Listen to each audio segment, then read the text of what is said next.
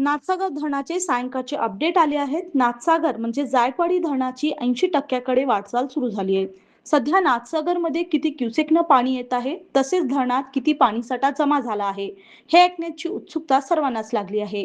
हे अपडेट आपण या व्हिडिओच्या माध्यमातून पाहूया. त्याआधी जर आपण आपल्या हॅलो बळीराजा या हक्काच्या चॅनलला सबस्क्राईब केला नसाल तर लगेच सबस्क्राईब करा, जेणेकरून आमचे अपडेट तुम्हाला लवकरात लवकर मिळतील.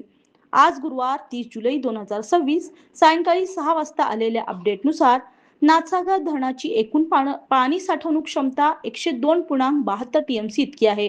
तर यातील एकूण पाणीसाठा हा 80.68 टीएमसी इतका झालाय.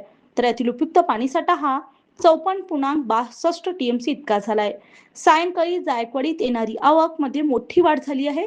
सध्या धरणात 57,463 क्युसेकनं पाणी जमा होत आहे. दुपारपर्यंत ही आवक 33,328 क्युसेक इतकी होती.